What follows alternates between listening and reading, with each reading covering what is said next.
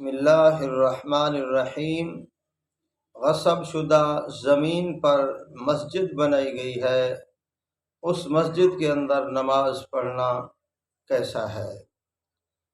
جس زمین کے اوپر قبضہ کر کے اس زمین کو غصب کر کے مسجد بنائی گئی ہے، اللہ کا گھر بنایا گیا ہے، یہ عمل غلط ہے، یہ عمل درست نہیں ہے۔ جس نے بھی یہ کیا ہے وہ غلط کیا ہے۔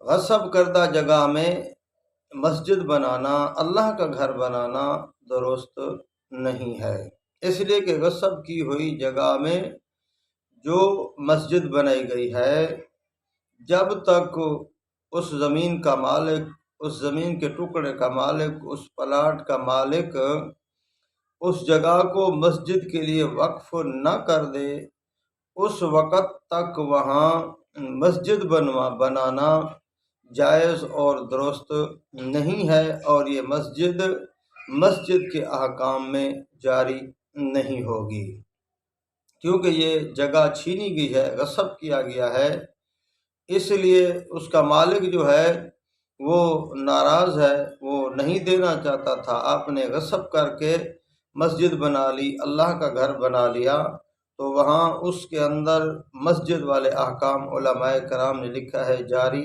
نہیں ہوں گے، اور وہاں نماز پڑھنا علماء کرام نے لکھا ہے وہاں نماز پڑھنا گناہ ہے۔ ہاں، نماز اگرچہ ہو جاتی ہے لیکن وہاں نماز پڑھنا گناہ ہے۔ تو آپ تو جس زمین کے اندر بھی نماز پڑھنا چاہیں مصلی بچھا کر نماز پڑھ سکتے ہیں، لیکن وہ مسجد کے احکام میں جاری نہیں ہوں گے اس کے اوپر، لہذا ایسا کرنا بہت بڑا گناہ ہے۔